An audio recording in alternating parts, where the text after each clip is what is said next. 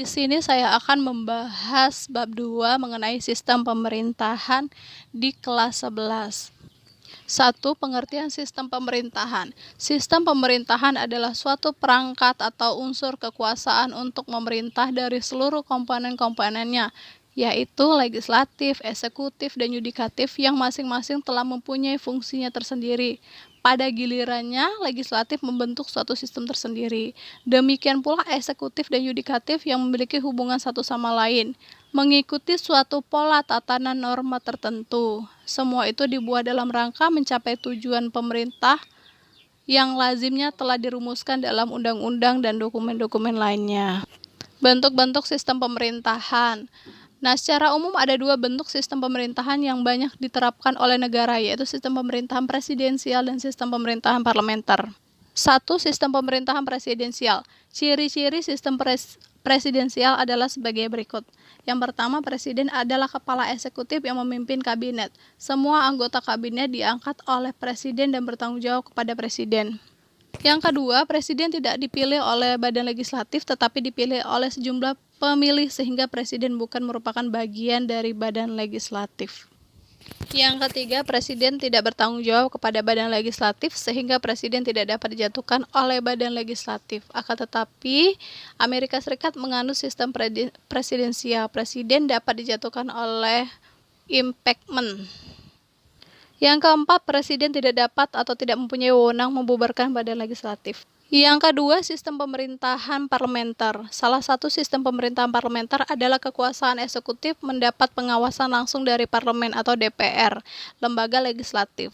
Nah, secara umum ciri-ciri sistem pemerintahan parlementer adalah sebagai berikut. Yang pertama, kabinet dipimpin oleh seorang perdana menteri yang dibantu oleh atau dasar kekuatan yang menguasai parlemen.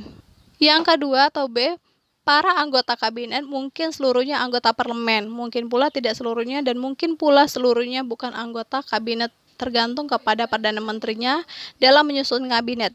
Yang ketiga atau C, kabinet dengan ketuanya bertanggung jawab kepada parlemen. Apabila kabinet, baik hanya seorang ataupun beberapa orang anggotanya mendapat mosi tidak percaya dari parlemen, maka kabinet tersebut baik seseorang ataupun beberapa orang tersebut harus mengundurkan diri. Yang keempat atau D, sebagai imbangan agar dapat dijatuhkannya kabinet, maka kepala negara atau presiden, raja atau ratu atas saran atau nasihat dari perdana menteri dapat membubarkan parlemen. Kemudian nomor 3 atau C, sistem pemerintahan di berbagai negara. Nah, kita akan membahas tentang sistem pemerintahan di berbagai negara. Yang pertama, Jepang. Sistem pemerintahan Jepang adalah parlementer. Perdana Menteri Jepang mengepalai sebuah kabinet sekaligus pemimpin partai mayoritas di majelis rendah atau parlementer, dan secara kolektif bertanggung jawab kepada diet atau kokai. Perdana Menteri Jepang juga merupakan kepala pemerintahan.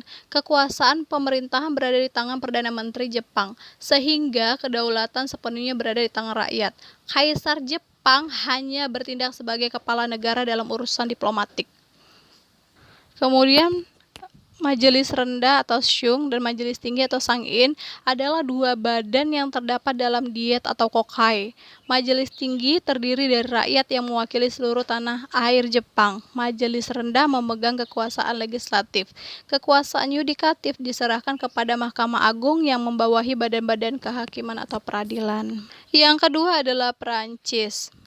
Prancis merupakan negara berbentuk Republik Kesatuan dengan kedudukan eksekutif presiden yang cukup kuat. Presiden memiliki kedudukan yang cukup kuat karena walaupun Dewan Menteri memiliki Perdana Menteri, tetapi presidenlah yang mengangkat Perdana Menteri tersebut. Presiden juga berperan sebagai ketua dalam sidang kabinet. Parlemen Prancis juga memiliki kekuatan yaitu dapat menjatuhkan Perdana Menteri melalui mosi tidak percaya. Kemudian yang ketiga, Inggris. Inggris memiliki sistem pemerintahan yang khas. Kadangkala orang menyebutnya Inggris dengan sebutan negara Inggris atau Unitary State, tetapi banyak pula yang menyebutkan dengan kerajaan Inggris atau United Kingdom. Kerajaan Inggris menyebut dirinya sebagai negara kesatuan atau Commonwealth. Sebagai negara maju di dunia, Inggris masih mempertahankan sistem kerajaan Raja atau Ratu Inggris merupakan lambang pemersatuan dan kesatuan yang senantiasa dibanggakan. Adat dan tradisi tetap dipertahankan dan konstitusi diatur secara konvensi. Jadi, kepala negara Inggris adalah seorang raja atau ratu, saat ini Ratu Elizabeth II, dan kepala pemerintahannya adalah seorang Perdana Menteri yang merupakan pimpinan partai mayoritas. Perdana Menteri merupakan penghubung raja atau ratu dengan kabinet. Apabila Perdana Menteri mundur atau mendapatkan mosi tidak percaya, maka seluruh kabinetnya dibubarkan. Parlemen di Inggris terdiri dari 2 kamar atau bicameral, yaitu House of Commons yang diketuai Perdana Menteri dan House of Lords yang merupakan warisan. Yang keempat adalah Amerika Serikat. Sistem pemerintahan Amerika Serikat termasuk sistem yang paling rumit di dunia. Pemerintah Amerika memiliki tujuan menegakkan demokrasi dan adanya kebebasan bagi warga negara. Beberapa prinsip dasar dalam sistem pemerintahan Amerika Serikat adalah sebagai berikut. Yang pertama, Amerika Serikat adalah negara republik federasi yang demokratis. Sistem republik memungkinkan semua warga negara berkesempatan menjadi kepala negara.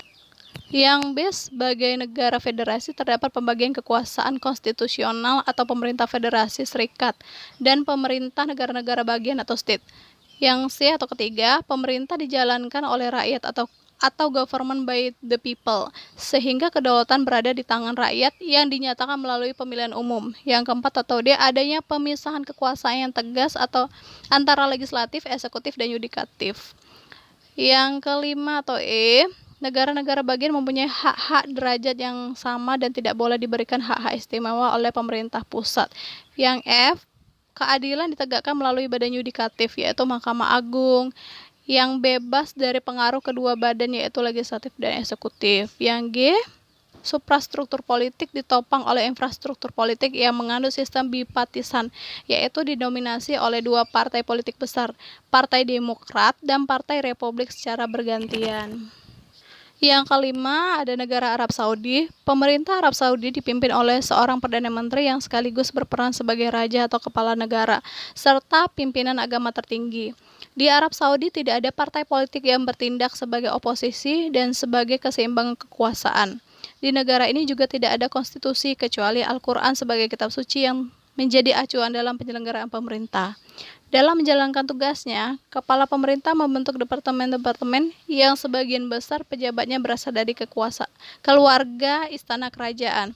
Arab Saudi tidak memiliki lembaga legislatif, namun akhir-akhir ini berkembang suatu pemikiran untuk membentuk lembaga legislatif atau majelis syura. Lembaga yudikatif di Arab Saudi terdiri dari pengadilan biasa, pengadilan tinggi agama Islam di Mekah dan Jeddah, serta sebuah mahkamah banding. Sistem hukum bersumber pada kitab suci Al-Quran dan hadis. Demikian dulu penjelasan mengenai sistem pemerintahan. Semoga video ini dapat bermanfaat bagi kalian semua.